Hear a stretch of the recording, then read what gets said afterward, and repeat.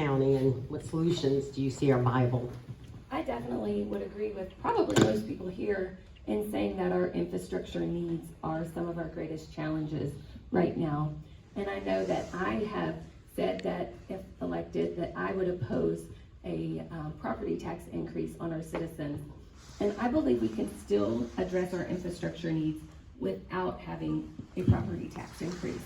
I think that it's, sometimes government can be quick to dig into our pockets. And I think that as a private sector, we have to get creative sometimes, and we have to be efficient in our spending. And so I'm asking for government to do the same thing.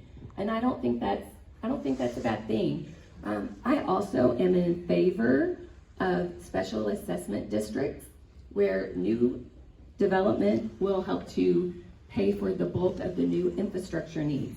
And the way that works is, instead of asking an elderly couple who's lived in the same home for 50 years and that's on a fixed budget, instead of increasing their taxes to pay for new infrastructure needs of a new development, we just, again, use the special assessment on the new development within reason to help pay for some of those new needs. And I think a combination of all of those things, spending efficiency in our government, be creative, and then again, using some of the special assessments for new development and new infrastructure is the way to go.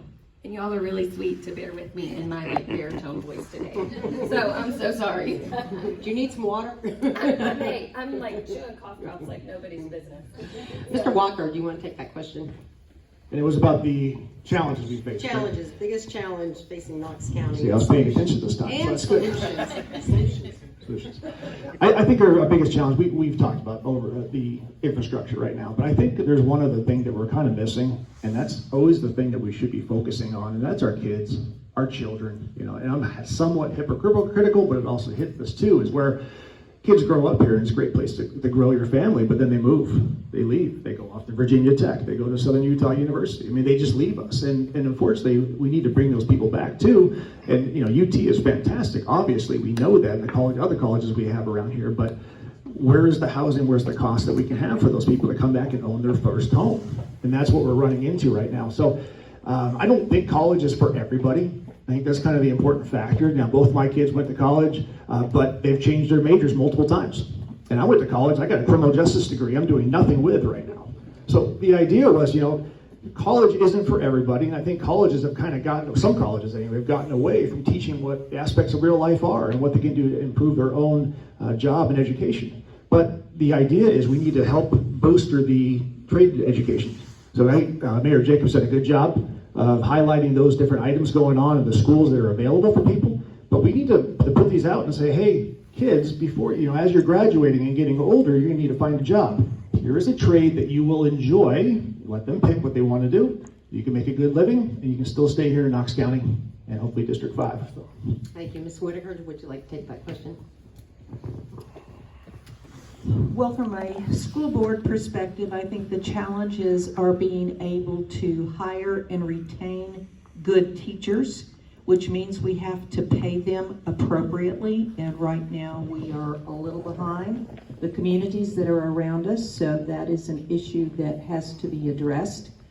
I agree that not all kids are going to go to college, and it needs to be made aware to the kids that they have opportunities outside of college, and maybe even made aware to their parents, because we do need electricians, we do need plumbers, we do need tradespeople of all kinds.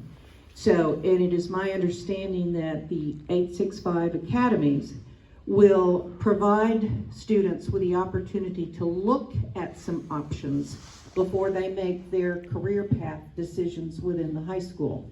And I like that idea a lot.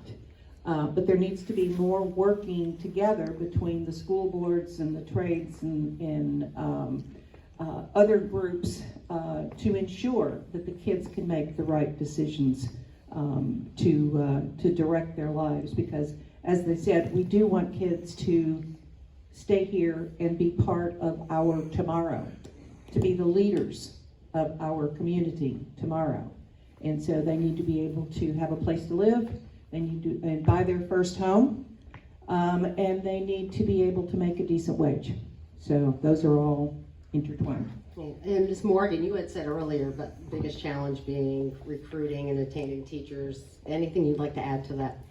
That's definitely a big challenge. I think if you ask any of our schools, the administrators, the teachers, parents, maybe even some students, is this working right now, what we're doing? Are we in the best place we could be? I don't think a lot of them would say yes. So we do have a lot of challenges ahead of us, and we have the opportunity right now to make some really exciting changes and make things even better for our students. So we're kind of at this point where we can jump off and do some great things for our teachers, for our students, to increase achievement, like you said, Michelle, to retain and recruit, as you were saying what I said, the best teachers. It's right there. So do we keep going in the direction we've been going, or do we take advantage of this opportunity? And it is a challenge because it's a risk to do things differently, and it's a risk to think outside the box. But I think we have the opportunity now, and if we can look at the challenges in front of us as an opportunity, a lot of great things could happen. Thank you. Are we out of time? We've got just a couple minutes left. Do you want to see if anyone has a question for a specific candidate? Sure. You mean from the audience? Yes, that audience. Does anybody from the audience have any questions? I know I kind of skipped around a little bit. Anybody? Yeah,